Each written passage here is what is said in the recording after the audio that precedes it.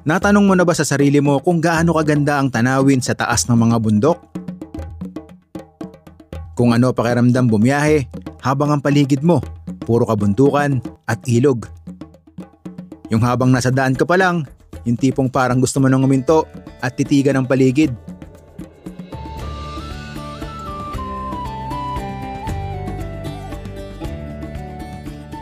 Kaya sa videong ito, samahan niyo ako sa malamig at mahamog na biyahe papuntang Sagada.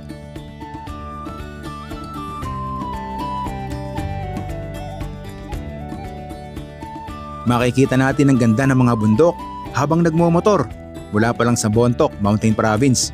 At pagdating sa Sagada, sobrang ganda ng lugar na tinluyan namin. Tahimik, nakaka-relax at ang vibe, ibang klase.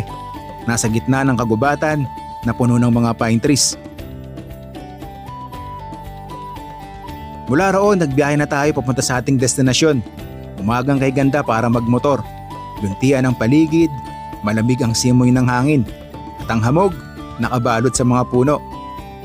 Hanggang sa narating ko ang isang lugar sa Sagada na mas mataas pa sa mga ulap ang lokasyon nito, ang Pogo Viewpoint. Nakakakilabot ang tanawin, yung pakiramdam ba na para kang nasa tuktok ng mundo.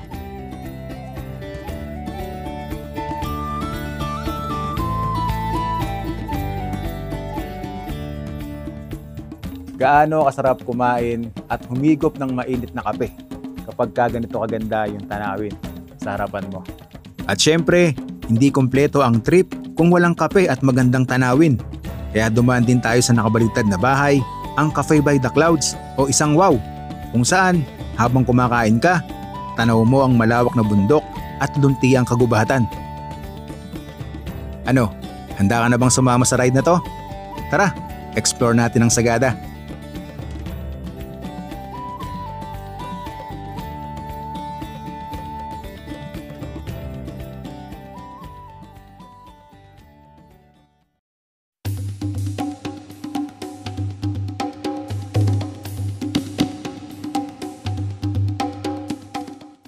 Papunta na tayo ngayon ng Sagada mula dito sa town proper ng Bontoc. Magmamotor pa tayo ng 35 minutes, 17 kilometers. Mararating na natin ang ating destinasyon. Bale, nakapina tayo dun sa plano naming tuluyan for overnight stay, yung Ligaya Transient House sa Sagada Mountain Province.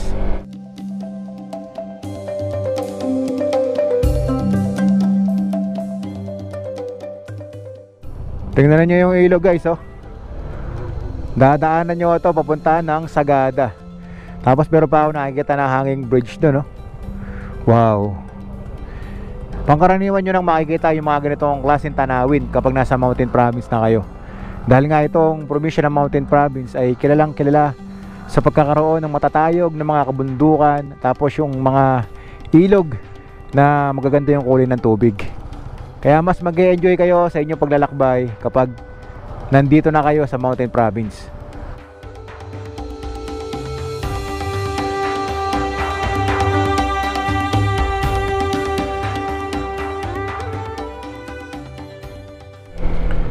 Keep right, light vehicle only. Ito yung tunnel. Oh.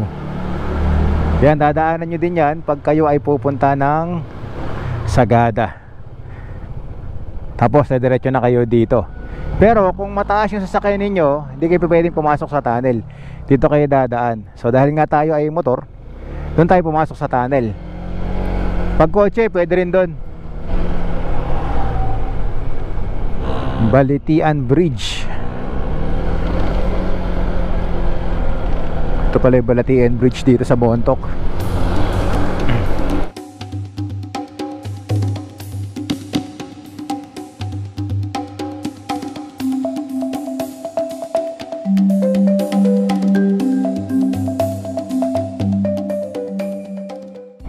Itong ruta na dinadaanan natin, ito yung Dantay Sagada Statown Road. So sa ruta na to, ayan, patayog ng mga kabundukan na mayroong makakapal na puno ang makikita ninyo. Tapos sa gitna, mahabang ilog na kulay asul. Ganon kasinik yung dinadaanan natin ngayon dito. Tingnan ninyo yung mga bundok na bato sa gilid ng kalsada. Nakakilabot eh, no? Nakakilabot sa ganda. Kapag ganito na yung dinadaanan natin, eh talagang mapapabagal na yung takbo mo eh, no? Dahil pagmamasdan mo na lang yung mga view na nakikita mo.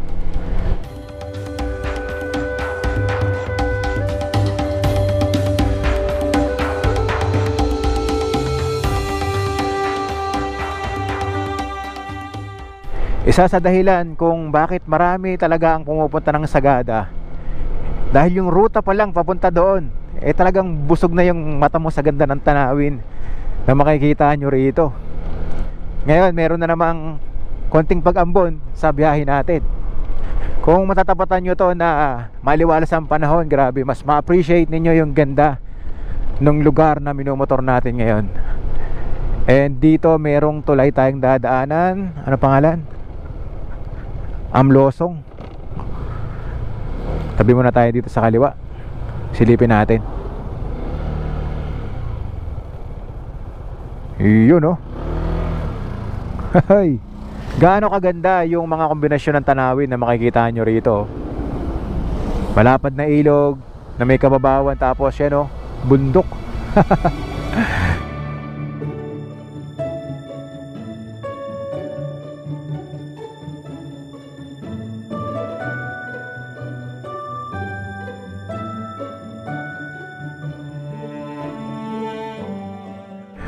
Sobrang taas na itong bundok sa harapan natin, no?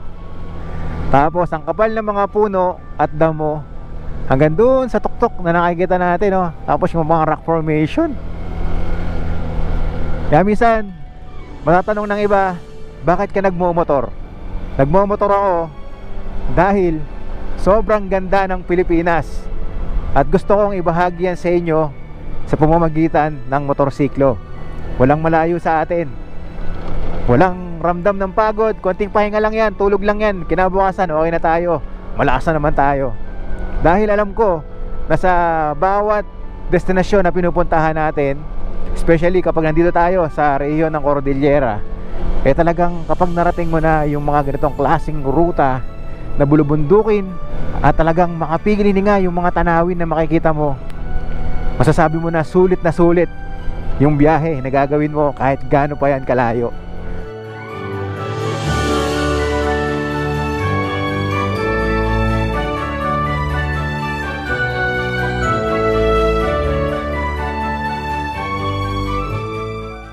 After 140 meters, kakanan tayo.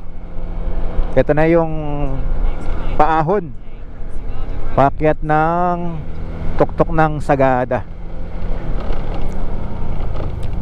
Ayan, may nakasulat, to Sagada, right turn. Welcome to Sagada Mountain Province. Alright, yan, ahon na tayo.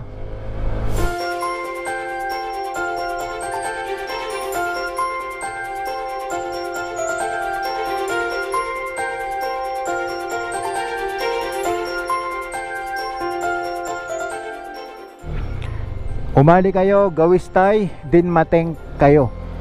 This way to Sagada. Okay, ito na yung simula ng ahon.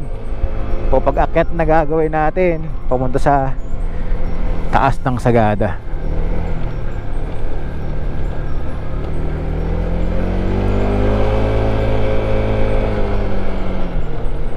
Sigsag din yung daan papunta ron, ha. Kaya may enjoy nyo hanggang doon sa dulo yung kalsada na dadaanan ninyo kung kayo ay nakamotor.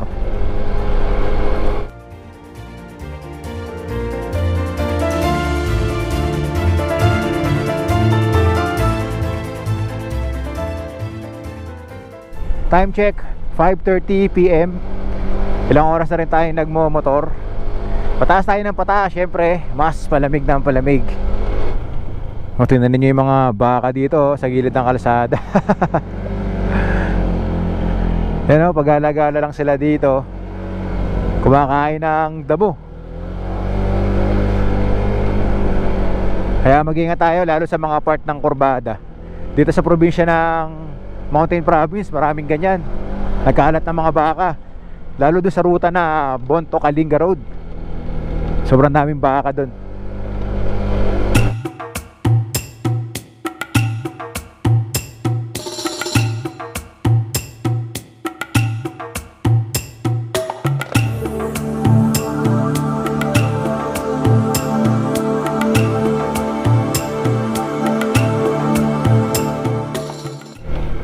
Yun, welcome to Sagada. Discover Sagada.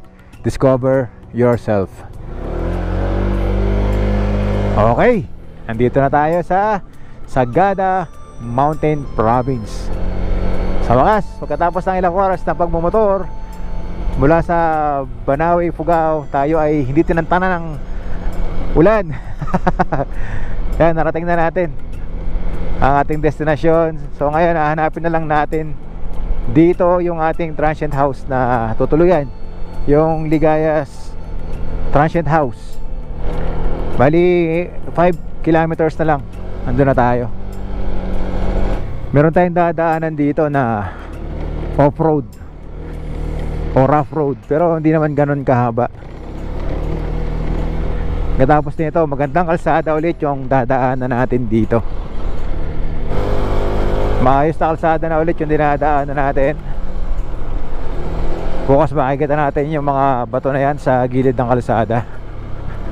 At ito yung isang wow, yung inverted house na sikat dito sa Sagada. Ito yun guys, oh. Bro Inasal, Sagada Mountain Province. Bukas bibisitahin natin yan pag maliwanag. Okay, 3 minutes na lang, andun na tayo sa ating tutuluyan. Eto, kakanan tayo. Sharp right to. Yan, makikisuyo lang tayo. Yun.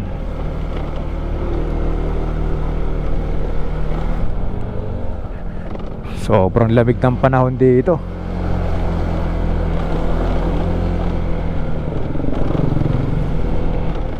Eto, sharp right ulit tayo.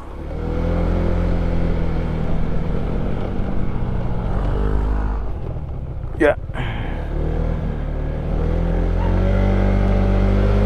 Okay. Andito na tayo sa ating tutuluyan, Ligayas Transient.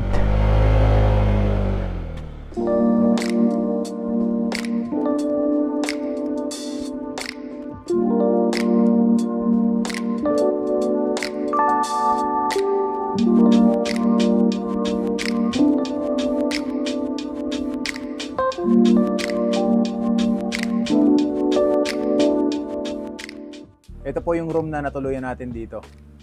Meron ng 2 kama, isang single, tapos double. Meron din tayong extra bed. So kung kayo ay 8, kasyang-kasya kayo dito sa room na to. Walang aircon dito sa kwarto dahil hindi nyo nakakailanganin dahil sa lamig ng panahon. Malakas din yung kuryente rito, makakapag-charge tayo ng mga gadget natin. Meron ding amenity kit dito sa natuluyan natin. Meron siyang toothbrush, sabon, saka shampoo, and toothpaste. Meron na ding tuwalya. Ito naman po yung CR nila dito sa Ligayas House and Cottage. And syempre dahil malamig dito sa Sagada, meron ditong water heater. Makakaligo pa rin kayo. Marami po kayong pwedeng pagpilian dito na room, lalo na kung kayo po ay grupo, barkada, pamilya. Doon sa taas, mas maganda yung pwede nyong pwestuhan doon. Kaya puntahan natin para makita ninyo. Nakikita ko yung disenyo ng bahay dito is native hut.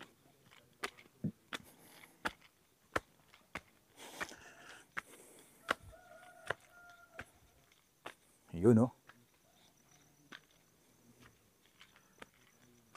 Wow.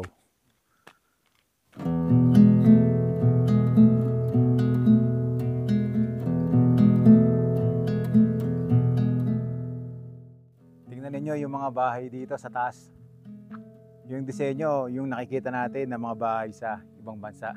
Yung mga nakikita nating bahay sa tuwing tayo ay nanonood ng mga movie na nasa kagubatan. Ganun yung ambience ng lugar na to. ng kwarto. Ating yung ilaw. Yan, oh. Ganda. Kahoy na double deck. And then yung gilid ng bahay, puro puno. Sarap matulog dito, no?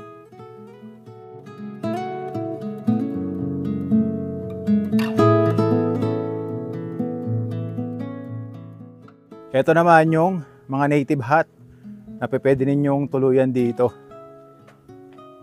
Dito naman natin makikita yung pwesto na kung saan pwede tayo mag-bonfire. Meron silang nilagay dito ng mga puno na sisilbing upuan. And then kung kasama natin yung mga tropa natin, pamilya, nakaikot tayo dito sa upuan. Habang dun sa gitna, yung bonfire. Kaya siguradong mag-i-enjoy kayo sa lamig ng klima dito habang kayo ay nagkukwentuhan at ine-enjoy ang bakasyon nyo rito sa Sagada.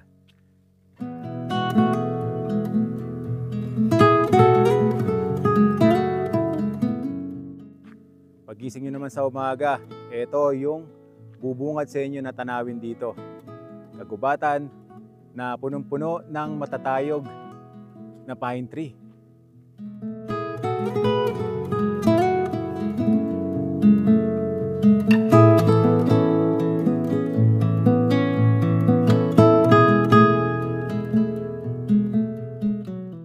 Kaya kung gusto niyo yung tahimik, payapa na matutuluyan dito sa Sagada, yan. May re-recommend ako sa inyo itong Ligaya's House and Cottages. Pwede niyo siyang ipin sa maps para dire-diretso na kayo dito. Ang binayaran nga pala natin dito ay 500 pesos per head. Dito po sa taas, kung gusto niyo pumesto, kailangan marami kayo dahil nakadesenyo yung bahay sa grupo. And then kung sa baba naman, kagaya namin ni Suki na dalawa lang, doon pwede na rin kayo. And pwede naman kayo umakyat dito para magpa-picture sa magandang tanawin ng kagubatan dito.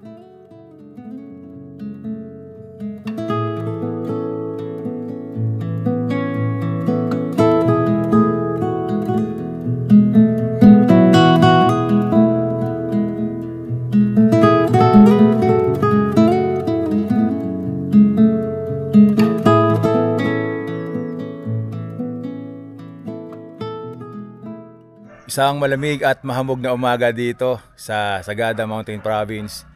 At ngayon ay papunta tayo sa Pog-o, Sagada. And then try natin puntahan yung Kiltipan. Baka meron tayong maabutan doon na magandang tanawin na puno ng mga ulap. Okay, so mula dito, ayon sa Google Map, magmumotor pa tayo ng 21 minutes, 5.9 kilometers. Mararating na natin ang ating unang destinasyon dito sa Sagada Mountain Province.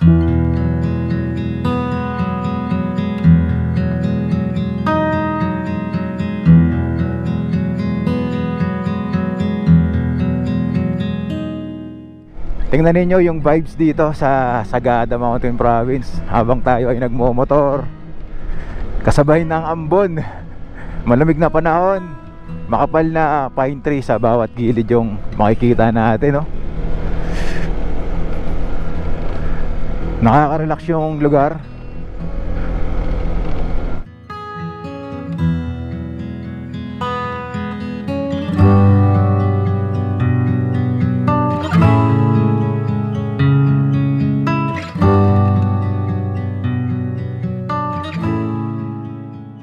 Yung nagmamotor ka sa ganitong lugar, ganito kaaga, kita-kita mo yung kapal ng hamog doon sa taas ng bundok na nakabalat dito sa makapal na pine tree na nakikita natin. Yung lamig ng panahon, grabe. Pag sinabi talagang Sagada, iba eh. Iba yung pakiramdam eh. Ang sarap magmotor dito.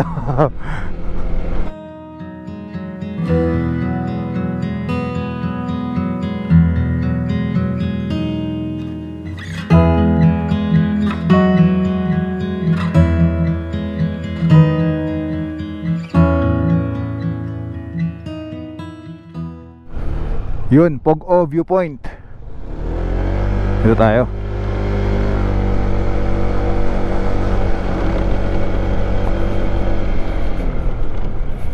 Sarap mag-jogging dito, saka walking, no? Yung mga local dito sa Sagada, talagang ang swerte nila kasi ang ganda ng lugar nila para makapag-exercise. Yung mga ganito klaseng tanawin na nakikita natin, no? Parang hinihirit yung ulo natin, no? Nakaka-relax sa mata yung magaan na kapaligiran na nakikita natin dito, na siya namang talagang babalik-balikan mo sa Sagada. Kapag napunta kayo dito sa Sagada, maglakad-lakad kayo dito o magmotor ng ganitong oras para makita nyo yung ganitong kondisyon ng kapaligiran.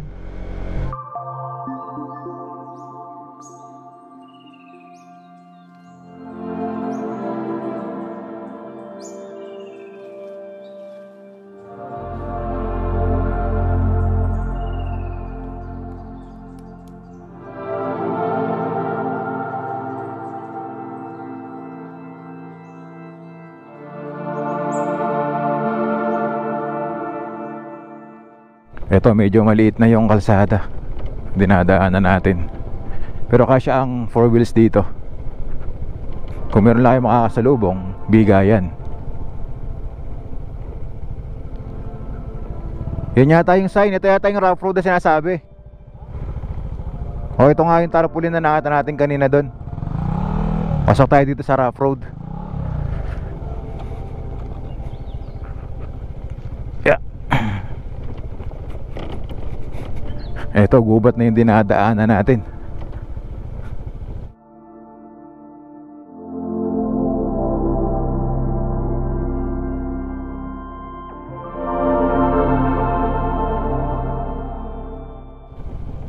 Dahan-dahan lang tayo dahil nga kahapon walang tigil ang pag-ulan, kaya madulas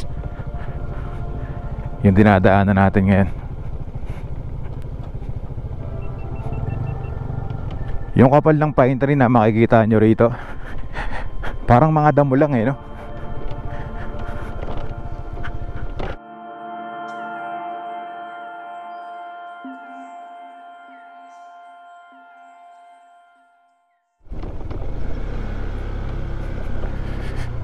Silipin natin kung meron tayong makikitang sea of clouds dito.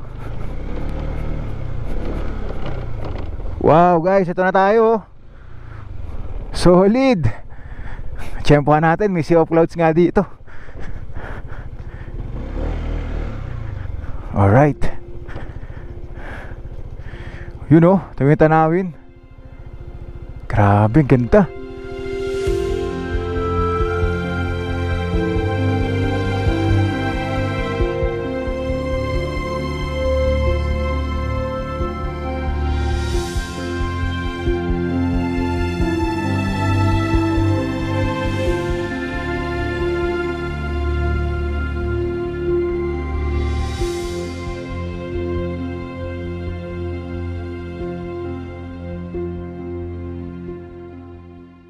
So natsyempohan natin na may sea of clouds, tagumpay tayo, pero kailangan nating bumaba dito sa kalsada para makalapit tayo dun sa sea of clouds.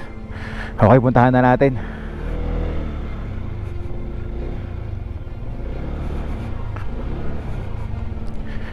Medyo may katarikan lang tong kalsada na bababain natin, kaya dahan-dahan lang tayo dito. Ayan, tire path yung dinadaanan natin ngayon. Wow, tingnan nyo naman guys, yung view. Solid yung gising natin ng maaga. Eto, sharp yung kurbada. Yeah. Yun. Wow.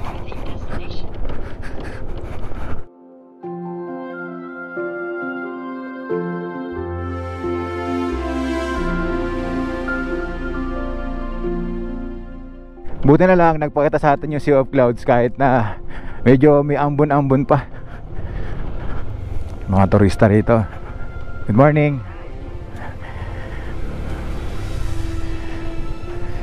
Ito na tayo. Nakikita na ako dito ang kabahayan. Hanapin lang natin yung pinaka view deck dito.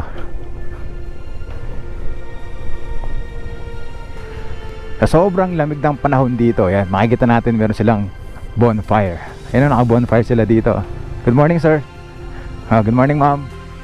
Wow! Woo! Nadali, oh. Tignan nyo, guys. Grabe ang kapal ng Sea of Clouds. Parada muna tayo dito.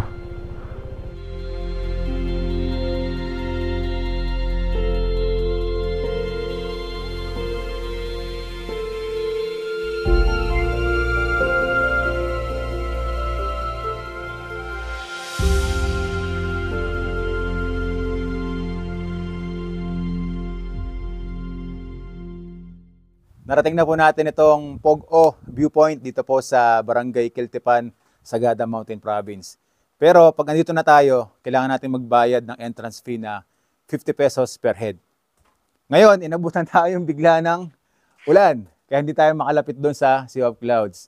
Pero ang kagandahan, habang naghihintay tayo na tumila ang ulan, mayroong mga pagkain dito na pwede nating mabili. Meron sila ditong nilagang saging na saba, 20 pesos. Tapos, yan, itlog na nilaga din, 20 pesos. Siyempre, meron ditong brewed coffee.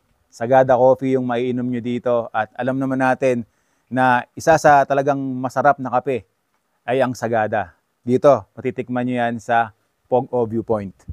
Yung Sagada Coffee naman, mabibili natin dito ng 30 pesos. So ngayon, kakain muna tayo. Hintayin natin na tumila yung ulan bago tayo makalapit doon sa Sea of Clouds. At sana abutan pa natin ng makapal pagkatapos ng ulan.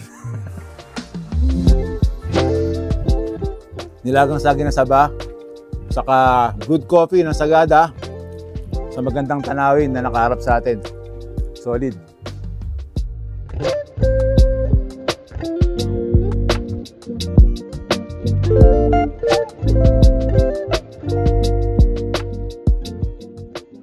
Puntahan na natin.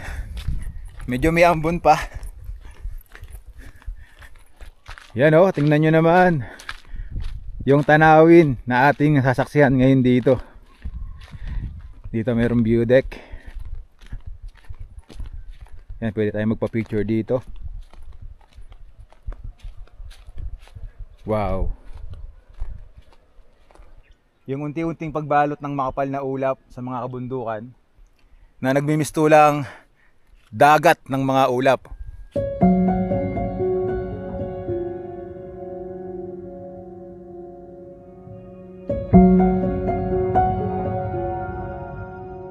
Doon sa may rock formation, pwede nating puntahan yan mamaya at mas mataas nating makikita yung mga tanawin dito. Pero dahil umuulan pa, patilayin pa natin para hindi madulas yung pag-akyat natin. Ito yung mga bato na makikita nyo rito, ang tataalas. Mga limestone yata ito. Dito meron silang ginawang puso. Yan. Tapos pag andito kayo at natsyempohan ninyo yung ganitong tanawin, yan ang bubungad sa inyo. Yung ramdam mo na ang lapit mo sa mga ulap at mas mataas pa tayo sa ulap. Ganoon kataas yung lokasyon natin dito sa Pog-o Viewpoint.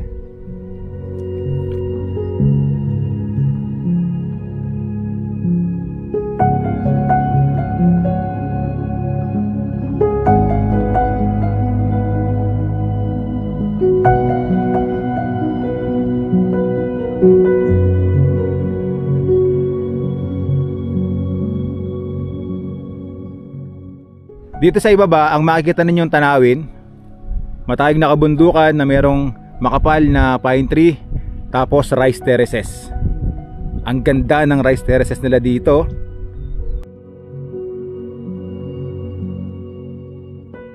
At naging mas epic pa yung tanawin na nakikita natin dahil kitang-kita natin yung unti-unting paggalaw ng ulap. Para siyang naka time-lapse, parang cinematic yung galawan, no? Kung pagmamasta natin, no? Dito sa Sagada, talagang kakaiba rin yung mga tanawin na makikita natin.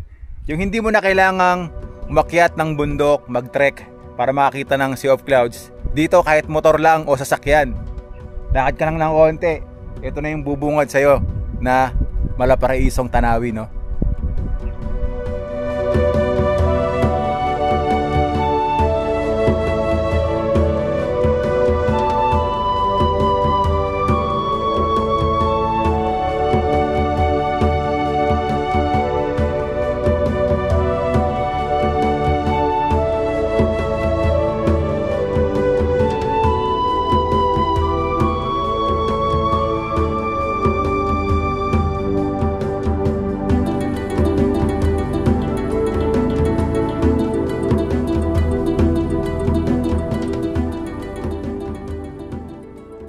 Puntahan na natin yung rock formation dito, yung limestone. Ang kagandahan dito, nakagawa na sila ng hagdan para hindi na mahirapan yung aakyat dito. Dahil medyo may kataasan din.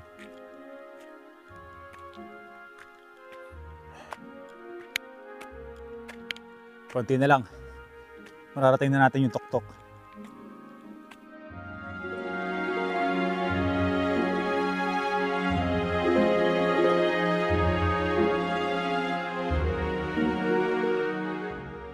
Ito yung bangka dito sa view deck.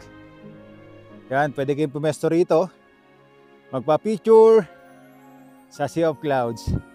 At dahil nga mas mataas yung lokasyon natin, mas nakikita natin yung baba ng makapal na Sea of Clouds. Paraiso! Yung pinakita ko sa inyo kaninang view deck, mababa lang yon. Pero kita rin natin yung Sea of Clouds. Dito sa mas mataas na part nitong Pog-o viewpoint, dito mas ma-appreciate natin yung ganda at kapal ng ulap. Wow! Woo! Amazing!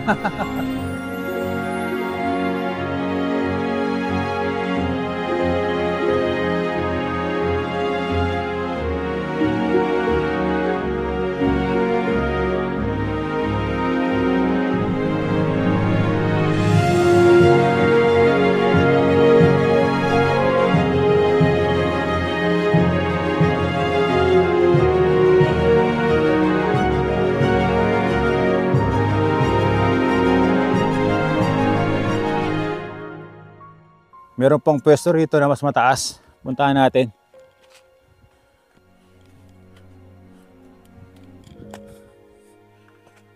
Ito yung mga limestone, no?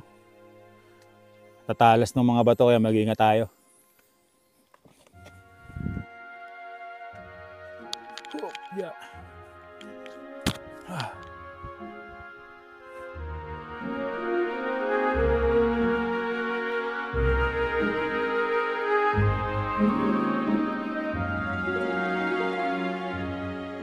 Ito po yung mataas sa bahagi nitong Pog-o viewpoint, na kung saan meron ditong isang limestone na pwede tayong tumungtong.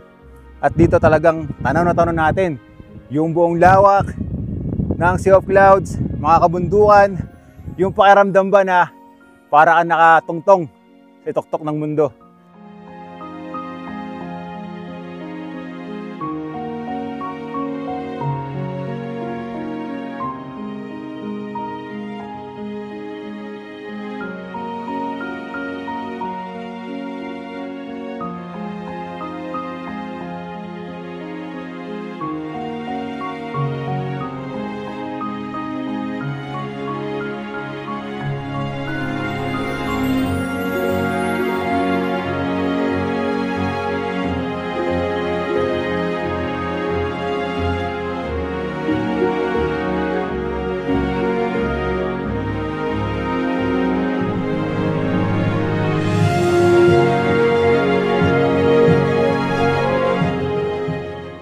Salamat po.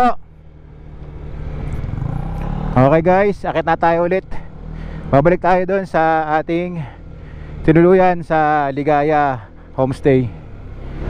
Ito yung dadaanan nyo rito, tire path, pero kayang-kaya naman.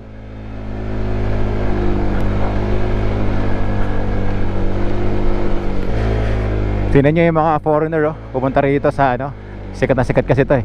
Hello, good morning. Good morning sir. Ganon kasikat ang Sagada.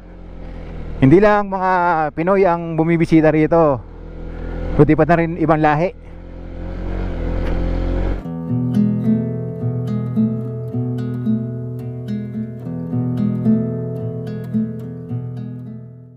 Pababa na po tayo ng Sagada, pero dadaanan muna natin itong isa sa mga sikat ditong spot, yung inverted house, yung tinatawag po nila na isang wow. Restaurant po ito na merong magandang tanawin habang tayo ay kumakain. At isa nga po sa dahilan kung bakit marami rin ang pumupunta rito para magpa-picture, dahil nga po nakabaligtad yung disenyo ng bahay.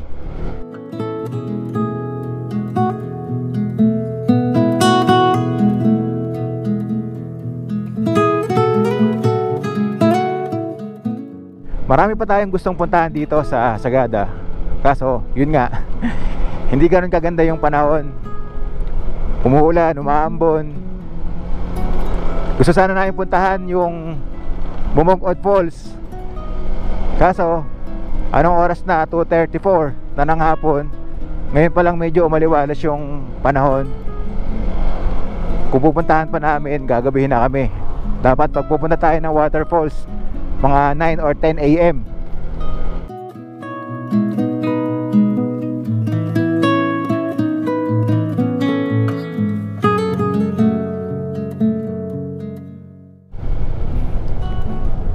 Tingnan nyo yung bundok, oh.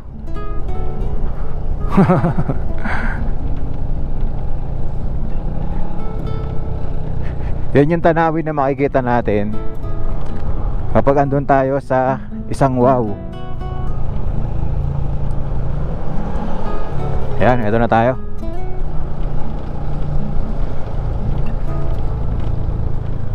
Bros Inasal, Isang Wow Cafe by the Clouds.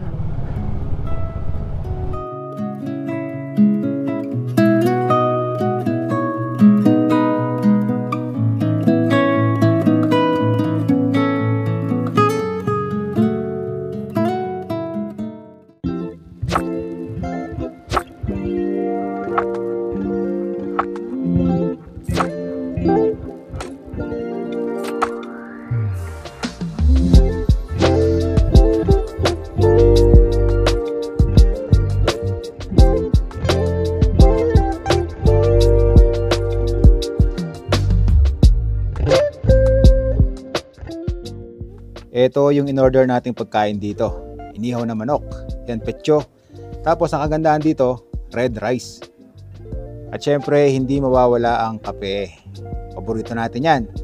Habang tayo ay umihigop ng mainit na kape at kumakain, ganito kaganda yung view na makikita nyo rito sa Isang Wow o yung inverted house dito sa Sagada. Yung inihaw na manok nila, 199 pesos.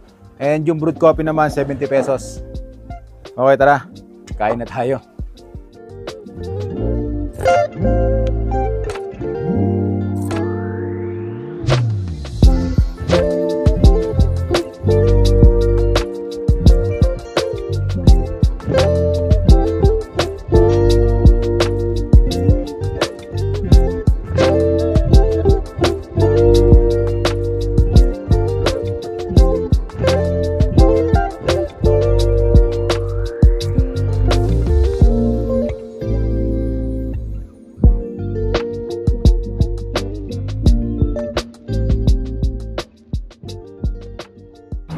Alright, maraming salamat po sa lahat ng nanood ng vlog natin mula po sa Nueva Vizcaya hanggang makarating po tayo dito sa Sagada.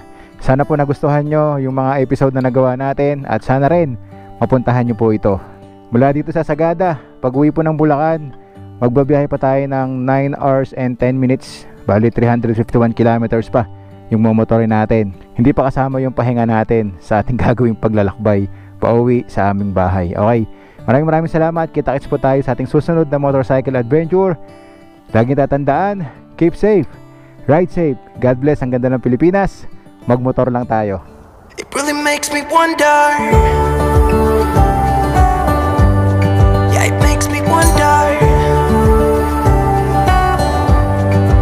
Oh, I wonder. Oh, I just wonder. Wonder, yeah, I wonder, yeah, it makes me wonder, ooh, it makes me wonder.